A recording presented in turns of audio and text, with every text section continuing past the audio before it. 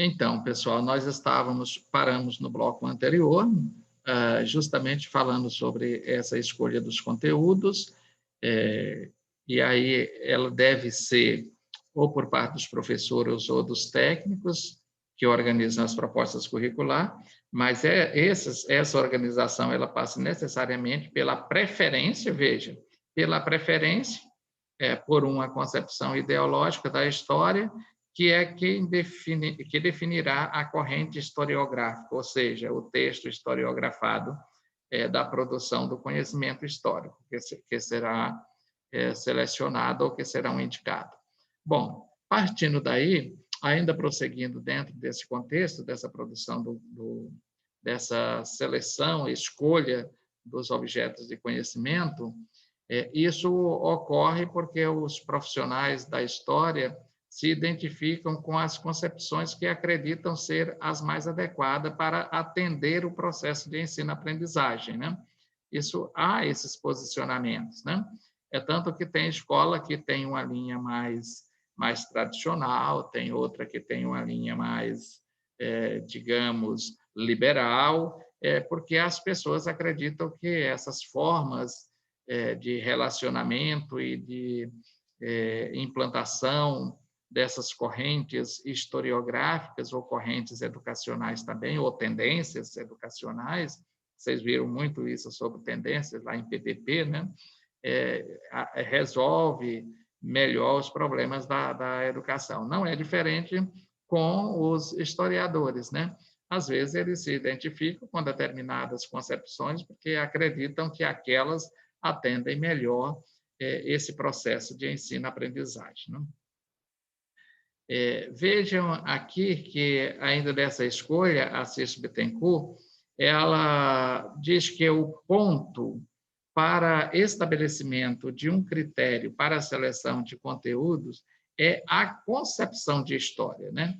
Então, esse ela coloca como sendo um ponto que se estabelece para se fazer essa seleção de conteúdos.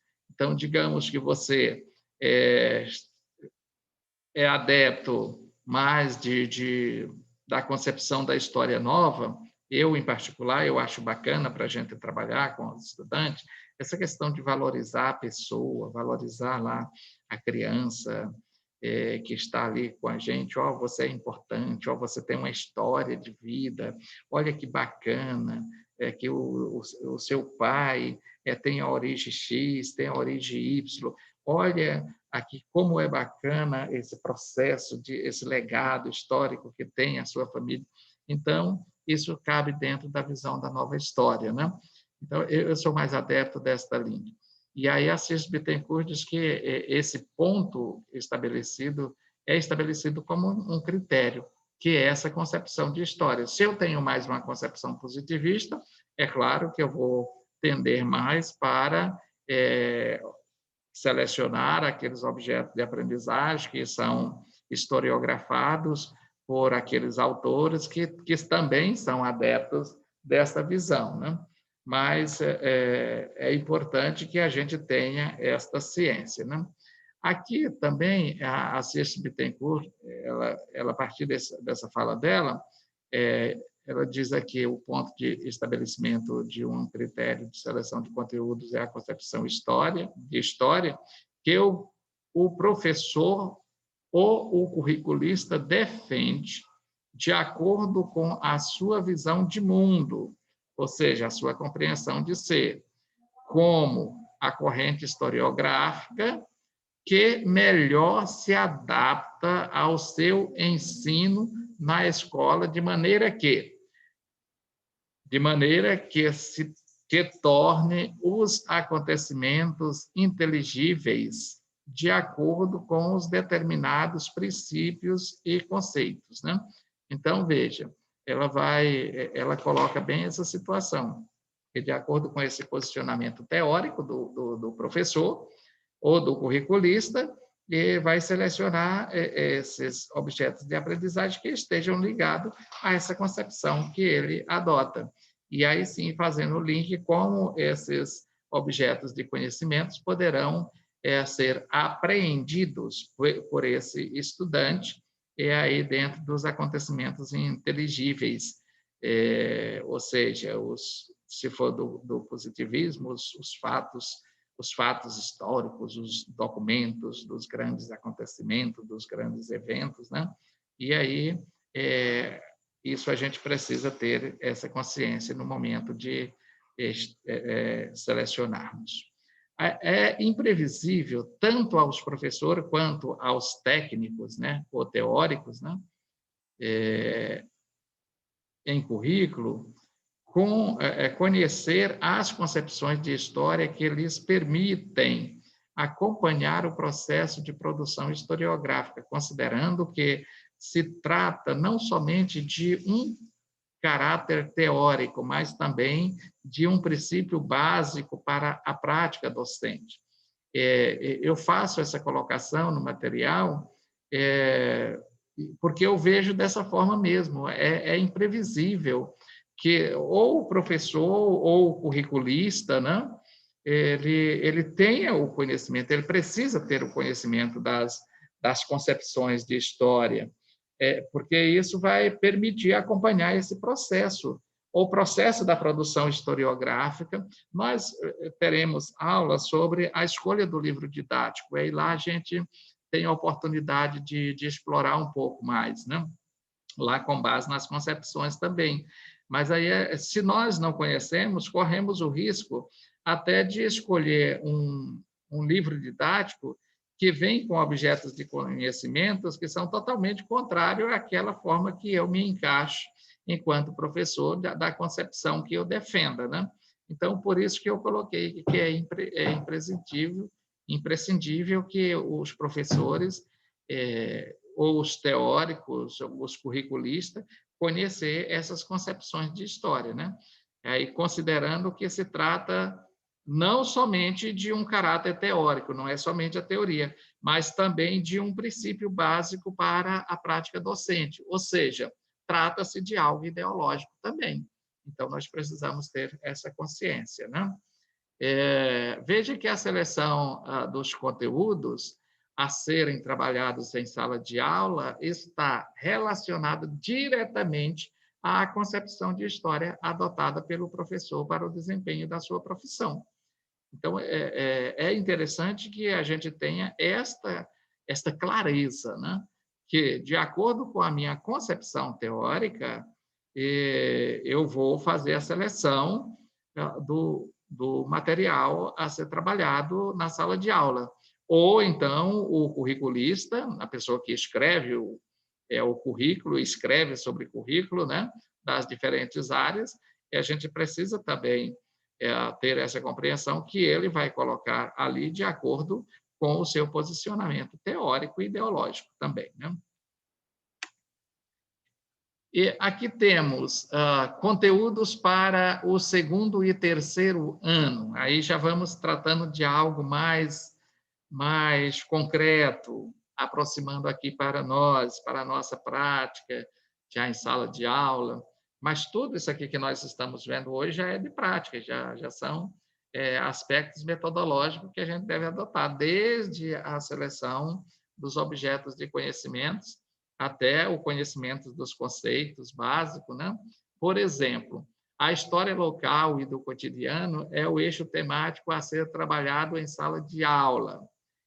Isso aqui nós já vimos tanto Silva e Silva defendendo, quanto a Cícero Bittencourt, que vai falando dessa história do cotidiano, dessa história local. Então, por que nesse eixo aqui, dessa história local, é importante? Porque estão presentes conteúdos e conceitos de identidade social do aluno no grupo social, ou seja, ali no local onde ele vive. Então, quando a gente trabalha essa história local, nós estamos trabalhando com os estudantes tanto os conceitos de relações sociais, o estudante enquanto cidadão, enquanto membro da sociedade, enquanto as relações que ele estabelece com essa sociedade. Então, quando se trabalha a história local e a história do cotidiano, nós estamos trabalhando necessariamente com os conceitos aí de relações sociais. estamos falando a forma como esse estudante se relaciona com a sociedade, se relaciona com a família, se relaciona com o vizinho, com os amigos, com as pessoas do bairro, com as pessoas da cidade. E aí, sim, isso vai indo em espiral até ele chegar no 6º ano, que aí já tem uma visão bem mais ampla. Aí vai para a segunda fase do ensino fundamental, né? Aí tem, isso vai ampliando, né? Às vezes trabalha com os mesmos conceitos, mas em dimensões mais alargadas, né? Vejam aqui, identificação de espaço escolar. Quando a gente trabalha com essa concepção do espaço, esse espaço da escola como instituição, esse espaço da escola como sendo um local de transformação social, de discussões onde ali se discute as questões ligadas à moral, à ética, a valores, ao processo de aprendizagem, de construção de conhecimentos, ao reconhecimento do eu e do outro, né? Então, quando a gente discute aqui essa identificação do espaço escolar, estamos trabalhando o conceito de espaço. Nesse conceito de espaço, que é trabalhado lá em geografia também, os espaços físicos, espaços geográficos, aqui nós podemos trabalhar os conceitos de espaços sociais, os espaços que eu tenho na sociedade, né? De como, onde eu posso tramitar na sociedade, de acordo com o meu grau de instrução, onde eu posso chegar, onde eu posso me alocar, onde eu posso dialogar, onde está o meu ponto de fala, né? Então, podemos trabalhar aqui a questão de espaços sociais e também de espaços enquanto práticas culturais, né? E aqui, quando se fala de localização do aluno no tempo, né? Ou seja, a sua data de nascimento, quando seus pais nasceram, quando você mudou para uma determinada casa, esse espaço, quantos anos você tem, o que já aconteceu nesse seu tempo de vida, né? Então, aqui estamos trabalhando com a concepção de tempo, né? O conceito de tempo, e dentro desse conceito de tempo, a gente trabalha aqui também a questão do tempo histórico, né? E esse tempo histórico é bacana quando a gente estuda o tempo presente, o tempo curta duração, média duração, longa duração, são tempos históricos que a gente pode trabalhar. Quando se fala sobre determinados fatos históricos, também podemos trabalhar com esse conceito de tempo. Desde que localizamos, faz tantos anos que isso aconteceu, e o que mudou não é simplesmente faz tantos anos, porque se ficarmos nisso, só nisso, nós vamos cair na concepção positivista. Mas faz tantos anos que isso aconteceu e olha as transformações que vêm ocorrendo de lá até aqui, ou seja, o que mudou e o que ainda permanece igual ou com pouca diferença do tempo que ocorreu esse fato histórico. Então, quando a gente trabalha essa localização do aluno no tempo, a gente trabalha também aí o conceito de tempo, né? E tempo histórico, né? Vejam que aqui nós temos a organização das normas do trabalho escolar. Quando a gente trabalha com essa questão das normas que são estabelecidas, você tem que chegar na escola tal hora, tem que entrar na sala de aula, tem que permanecer na sala de aula até o horário do intervalo, terminou o intervalo, você tem que retornar para a sala de aula. Se você precisa ir ao toalete ou atender a alguém, você tem que pedir licença e tem que ser um tempo tolerável para que isso aconteça, né? Então, quando você está trabalhando com essa organização das normas da escola, né? O regimento escolar, também os departamentos da escola, o que cada departamento cuida, né? Desde a orientação, a coordenação, a direção, o pessoal que cuidam da alimentação escolar, né? O pessoal da secretaria, o pessoal que cuidam da limpeza, do espaço escolar. Então, quando a gente trabalha com essa organização e essas normas aí do trabalho escolar, bem como a questão de quando você passa o trabalho, o tempo que ele tem para fazer aquele trabalho, o que esse trabalho significa em relação a retorno na questão, no quesito de notas, porque é interessante que a gente tenha esse processo de avaliação continuada. Então, quando a gente está trabalhando esta organização das normas do trabalho escolar, nós estamos trabalhando aí com o conceito de relações sociais. É como nós nos organizamos dentro das normas que são estabelecidas pela sociedade para desenvolvermos as nossas atividades. Então, se trabalha aí também o conceito de relações sociais.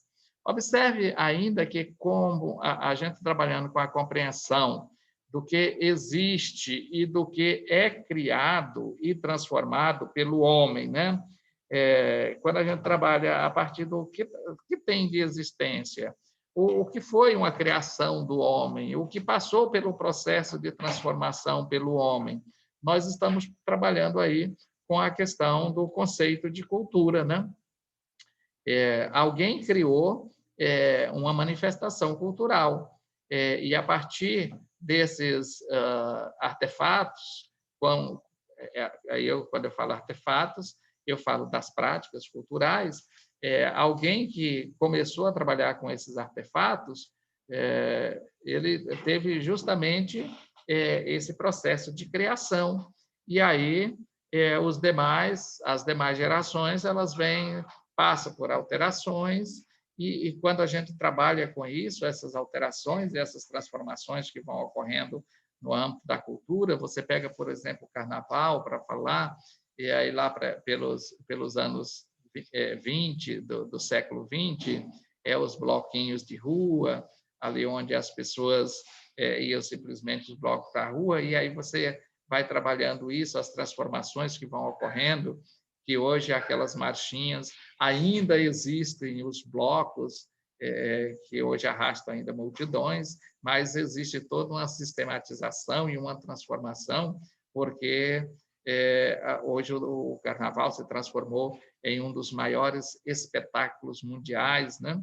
E aí tem as escolas de samba já com todos os cuidados necessários para a composição do samba enredo, porque o samba vale nota, a harmonia vale nota, e aí essa organização da escola, a bateria vale nota, o casal de porta-bandeira vale nota, a madrinha de bateria vale nota, são quesitos que vão sendo avaliados. Então, tudo isso passa por um processo de transformação. E essas transformações, elas são ocorridas pela ação do homem no tempo histórico, né? E aí, quando a gente está trabalhando essas questões, estamos trabalhando aí com esse conceito de cultura, tá bom? Então, isso aqui já são dicas interessantes, e isso aqui são os PCNs, lembra aqueles PCNs que nós estudamos lá? Os PCNs, eles trazem essas colocações aqui, bacana para a gente estudar. Então, pessoal, olha, veja, nós já chegamos aqui ao final desse nosso bloco, esse último bloco, e aí eu pergunto a vocês, vou dar uma pausa aqui, para se vocês tiverem algum comentário,